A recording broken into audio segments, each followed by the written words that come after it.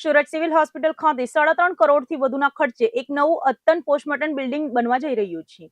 રાજ્યના હેલ્થ મિનિસ્ટરના માર્ગદર્શન હેઠળ આ આધુનિક પ્રોજેક્ટનું ભૂમિપૂજન સંપન્ન થયું છે. દક્ષિણ ગુજરાતની સૌથી મોટી ગણાતી સુરત સિવિલ હોસ્પિટલમાં દર્દીઓ અને તેમના સગા સંબંધીઓની સુવિધા માટે ઇન્ફ્રાસ્ટ્રક્ચરમાં વધુ એક મોટો ઉમેરો થવા જઈ રહ્યો છે. સિવિલ હોસ્પિટલ ખાતે લાંબા સમયથી એક મોટા અને આધુનિક પીએમ રૂમની જરૂરિયાત અનુભવાઈ રહી હતી, જેને ધ્યાનમાં રાખીને હવે અહીં 3.6 કરોડ રૂપિયાના તોતિંગ ખર્ચે 75 ડેડ બોડીની ક્ષમતાવાળું એક અત્યંત અદ્યતન અને વિશાળ પોસ્ટમોર્ટમ બિલ્ડિંગ બનાવવાનો નિર્ણય લેવાયો છે. આ મહત્વાકાંક્ષી પ્રોજેક્ટને ભૂમિપૂજન રાજ્યના હેલ્થ મિનિસ્ટર પ્રફુલભાઈ પાનસેરિયાના સીધા માર્ગદર્શન અને પ્રેરક ઉપસ્થિતિ હેઠળ વિધિવત રીતે સંપન્ન કરવામાં આવ્યું હતું. ભૂમિપૂજન પ્રસંગે સિવિલ હોસ્પિટલના સુપ્રિન્ટેન્ડન્ટ, મેડિકલ કોલેજના ડીન સહિત આરોગ્ય વિભાગના ઉચ્ચ અધિકારીઓ અને સ્થાનિક અગ્રણીઓ મોટી સંખ્યામાં હાજર રહ્યા હતા. આ નવો બિલ્ડિંગ તૈયાર થવાથી સિવિલમાં આવતા મૃતકોના સગા સંબંધીઓને મોટી રાહત મળશે. આ નવા અદ્યતન પોસ્ટમોર્ટમ બિલ્ડિંગની વિશેષતાઓ અંગે વાત કરીએ તો તેને સંપૂર્ણપણે સેન્ટ્રલ એસી રાખવામાં આવશે. આ ઉપરાંત અહીં તમામ પ્રકારના એડવાન્સ અને આધુનિક મશીનો વસાવવામાં આવશે, જેથી પોસ્ટમોર્ટમની પ્રક્રિયા વધુ ઝડપી અને સુઘડ બની શકશે. સૌથી મહત્વની વાત એ છે કે અહીં એક મોટું અદ્યતન કોલ્ડ સ્ટોરેજ પણ ઊભું કરવામાં આવશે, જેમાં એક સાથે 75 જેટલા મૃતદેહોને સુરક્ષિત રીતે રાખવાની ક્ષમતા હશે, જે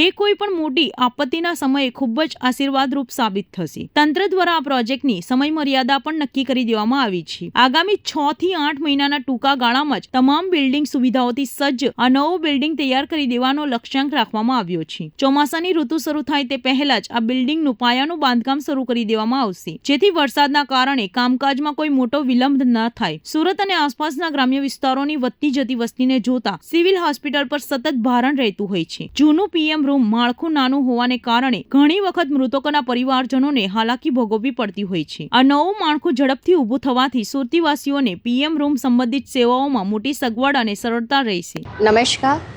આજે સુરત સિવિલ ખાતે આપણા માનનીય હેલ્થ મિનિસ્ટર શ્રી પ્રફુલભાઈ પાનસેરિયા સાહેબજીએ જે 21 દિવસ પહેલાં સુરત સિવિલની મુલાકાત કરી હતી, એમાં એના માર્ગદર્શનના ભાગરૂપે એવું નક્કી થયું હતું કે એક પોસ્ટમોર્ટમ રૂમ બહુ જ સારી વ્યવસ્થા સાથેનો, જેમાં વધારે બોડી આવી શકે એવો એક પોસ્ટમોર્ટમ રૂમ જોઈએ.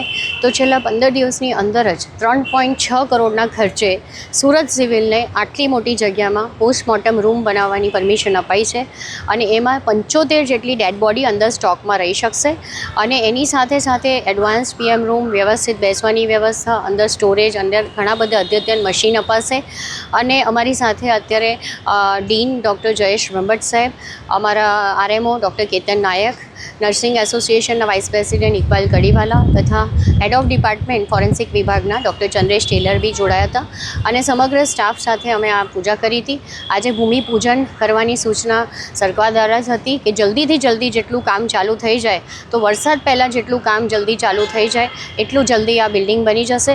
ટાર્ગેટ એવો છે કે 6 થી 8 મહિનામાં આ બિલ્ડિંગ બની જાય, જેથી કરીને આપણા સુરતના વાસીઓને, સુરતના લોકોને તકલીફ ના પડે. અને એક પોસ્ટમોર્ટમ રૂમ મોટી વ્યવસ્થા હોય તો બધાને એક કમ્ફર્ટ બી રહે અને સારી રીતે ડેડ બોડીઝ બી રિસ્પેક્ટફુલી રહી શકે.